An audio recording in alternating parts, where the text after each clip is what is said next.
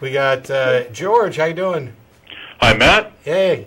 Hello, Matt. Hello, is it Jennifer? Yes. Jennifer's on, yes. Hi, I called a couple of weeks ago for the first time. Yes. Hope it's okay to call back. It is? How are you? I'm okay. I had my wisdom teeth yanked out. Oh, did it hurt?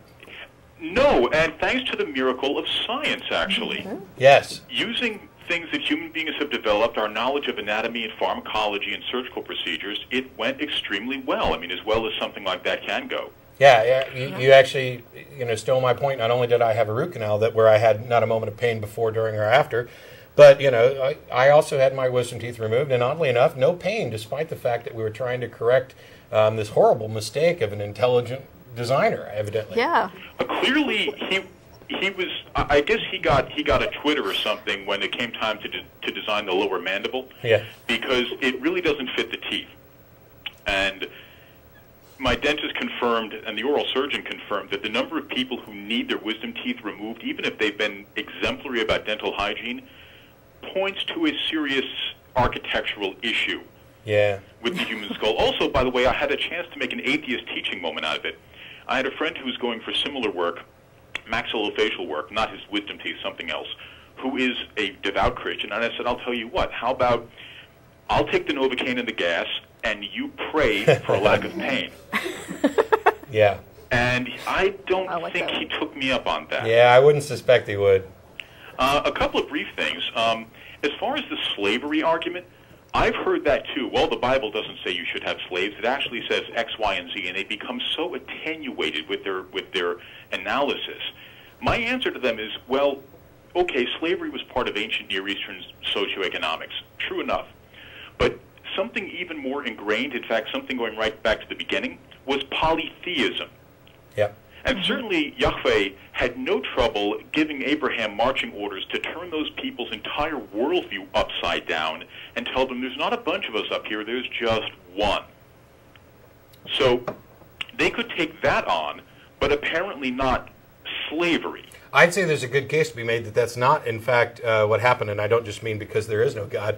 I'd actually argue that based on the biblical story, what he's saying is that there are a bunch of us, but I'm yours and I'm the best. And we're going to go kick the asses of all those other people to prove it. Oh, you mean the monolatry argument? Yes. Okay, yeah, I know. Bob Price argues the same thing, and I admit there's a case to be made. But my point is that the Bible contains radical teachings for the time. Yeah, oh, sure. And so to say that, well, they didn't hit the slavery thing because they didn't want to rock the boat too much is just, I mean, it just shows that at some point the apologist will say absolutely anything. Yeah.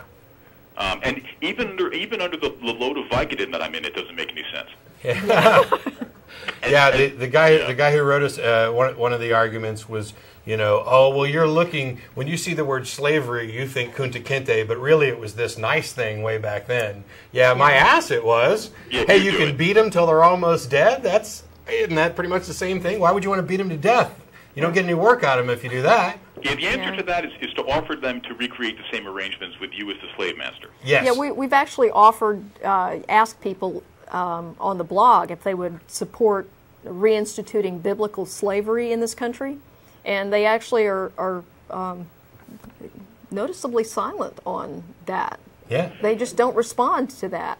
If they think it was such a great thing. There's some my eyebrows always go up. Maybe it's a genetic thing, but my eyebrows always go up whenever anyone talks about biblical values. I wonder if they really understand what they're saying. Yeah. Or whether I have a sort of camouflaged dominionist in my midst. Yeah. I actually called, hopefully I won't forget all of this, I actually called about objectivism last week. Yes. Being up here in New York, I can't get the show live, alas, so I can only have a time delay response to it. Mm-hmm. The one thing I thought it needed to be mentioned, and I thought your points were excellent, and your takedown, as it were, of Rand and her cult was spot on. And I agree that the books are borderline unreadable. But one thing I'll say in Ayn Rand's defense was that she grew up and developed her personal and political consciousness at a time when individualism, the very idea of privacy, yes, even just being left alone, not just the philosophical concept, but the on-the-ground concept of just let me live my life. I'm not going to bother anyone. I'm not going to prey on anyone, but nobody can claim me.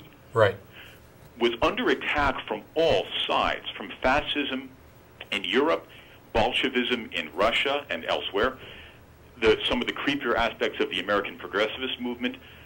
The entire idea of personal liberty, personal conscience, was increasingly dismissed, even by smart folks, by sincere, well-meaning folks, as a sort of quaint Enlightenment relic. yeah, And Rand's objectivism always struck me as a pushback against that, saying, hold on, no. If you want to deal with me, you must deal with me by voluntary exchange, where we both have the right of refusal. You have to treat me as an equal.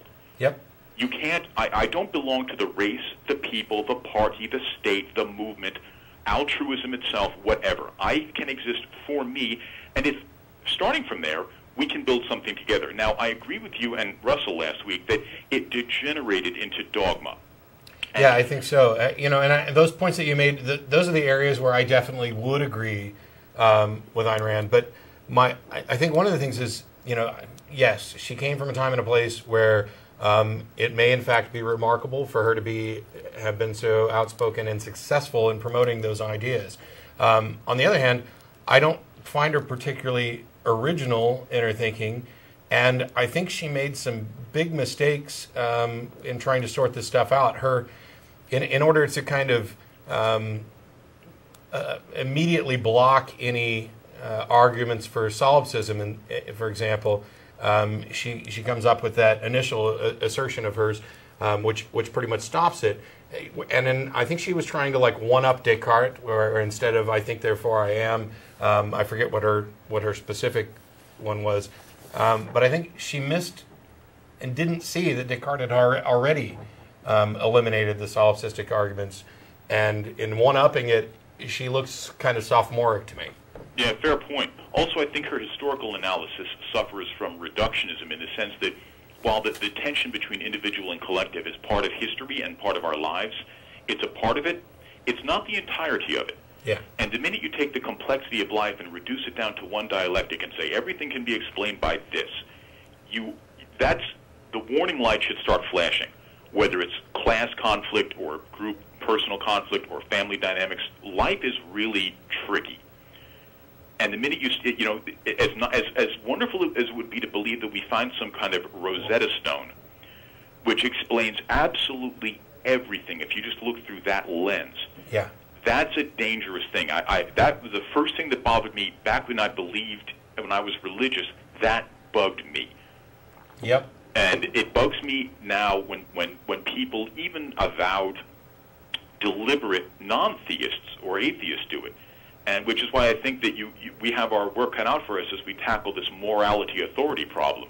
Because, as you said, we are wired for it. And even movements that start out deliberately saying, okay, we're going to question assumptions, we're going to question authority, boy, it doesn't take long for them to throw up their own authority, does it? Yeah, they run the risk of, I mean, even you know, in things like this with smaller atheist groups and whatever else, or the secular humanist groups, that you have people who prefer not to make decisions and let somebody else make decisions, and then somebody else is fine with being in a leadership position.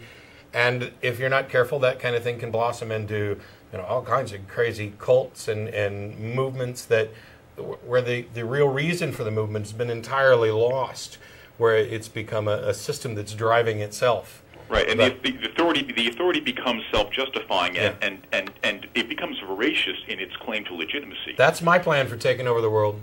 Yeah, but well, you know, and you made a good point too, in that some of it's necessary. I'm not going to go to dental school Right. before getting my teeth pulled out, so I can ask my dentist, you know, well, I had the same education you did, and so now I can agree with what you tell me. I have to take his word for it. Yeah. That's, you know, he says do X, Y, and Z, don't do A, B, and C. I'm not going to question the anesthesiologist to make sure he's got the right Right. dosage. I'm just going to sit there, and if I don't feel anything, you did a good job. Exactly. And if it hurts, hey, you messed up. But if my dentist turns to me and says, now, of course, at the end of this, in order for proper healing, of course, you better go out and get some acupuncture. Yeah. Well, now hang on there, Chief. Yeah. And we're almost out of time, and the lines are full. I appreciate the call, Okay. George, but I got to let you go. Take care, guys. Feel free to call back in anytime.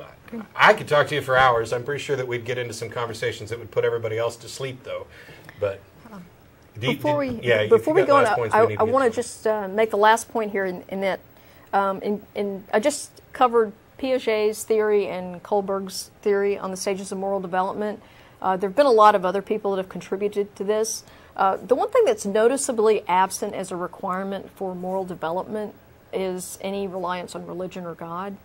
So my point here is that religion or a notion of God adds about the same amount to moral development as it does to evolution, which is nothing. Or soup. Exactly.